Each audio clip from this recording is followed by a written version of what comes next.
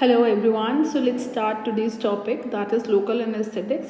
So supposingly आपके पास एक skin है, उसका वहाँ पे रप्चर हो गया या कोई इंजरी हो गई, अब आपको वहाँ की सूचरिंग करनी है, ठीक है। अब वो सूचरिंग करने के लिए जो पेशेंट है आपको डायरेक्ट सूचरिंग तो नहीं करने देगा, so that is the requirement जहाँ पे आपको लोकल एनेस्थेटिक पहले अप्लाई करना पड़ेगा, तब आप अपना प्रोसीजर परफॉर्म कर सकते हैं और उस जगह की सूचरिंग कर सकते हैं।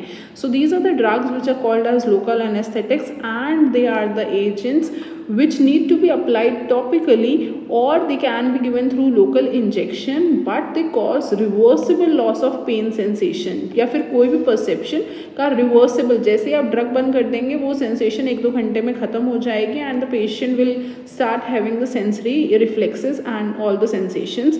So it is only given to at that particular local area and the whole body is not anesthetized. तो सारी बॉडी को आप सुन नहीं कर रहे हैं, नम नहीं कर रहे हैं, just that particular part is anesthetized. We are going to discuss about the different drugs which come under the category of local anesthetics and these can be divided by structure. कुछ होते हैं ester linked और कुछ होते हैं amide linked. What I mean by ester and amide linked, see this is how ester and amide are different. This is the drug which is an ester bond जिसके अंदर C double bond O आ रहा है उसके structure के अंदर, and this is lignocaine which is an amide bond linkage वाला जिसमें NH and CO आता है. Why it is important for us to know this difference? Because one category of the drug जिसके अंदर एस्टर है और अगर किसी पेशेंट को एक एस्टर वाले ड्रग से एलर्जी हुई तो उसको इस पूरे ग्रुप से एलर्जी हो जाएगी. So we need to shift the patient to the amide category of the drugs. This is the reason why we need to know the difference between the ester groups and the amide groups and the drug belonging to each category. So learning these drugs means जितने भी local anaesthetics हैं please try to remember all are ending with cane. So every drug which is a local anesthetic will be ending in cane. The amide already have one eye, ठीक है, तो उसके पास एक आई है, तो केन से पहले उनके नाम में एक और आई होना चाहिए. So either you can learn this way कि they have 2 I's in the name.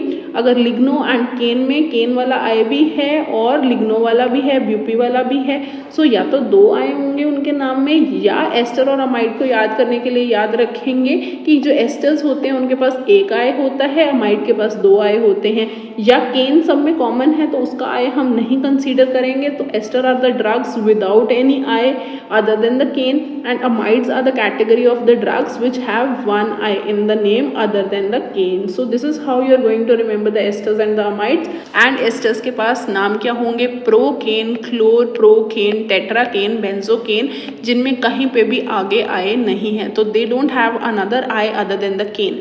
जो अमाइड है उसमें आई ऑलरेडी आ रहा है, तो other than the caines they will also have another I.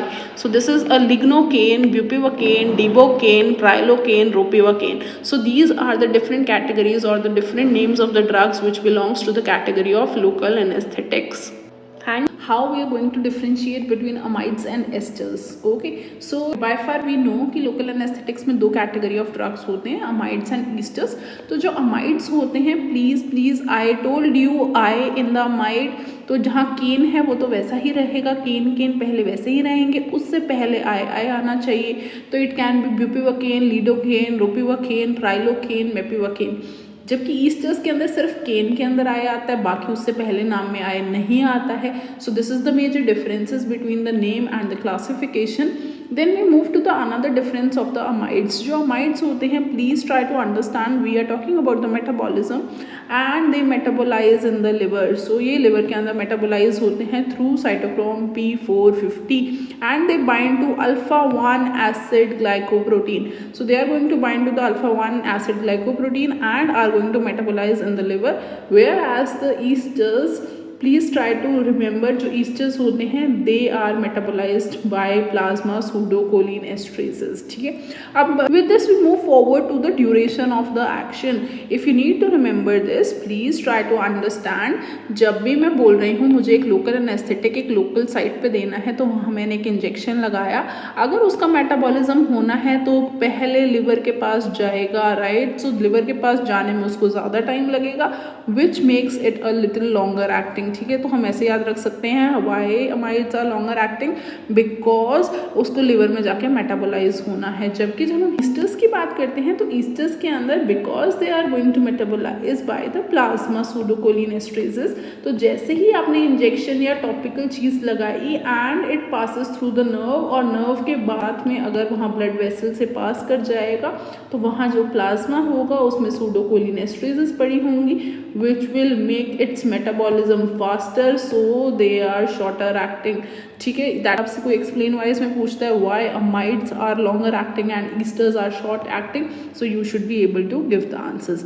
Now जो esters होते हैं बच्चों, these metabolize by forming a metabolite which is PABA, which is para-aminobenzoic acid, and that para-aminobenzoic acid is allergic, so this is the reason why जो esters होते हैं they have more potential of causing allergy because of the PABA metabolite, जबकि amides होते हैं they don't cause any allergy. So another explain why question comes in the exam is why we prefer giving amides over esters. So I think so by far you are aware कि amides are longer acting, they are metabolized by the liver, they don't also cause any allergic reaction, so this is the reason why we prefer amides over esters, ठीक है। Thank you so much.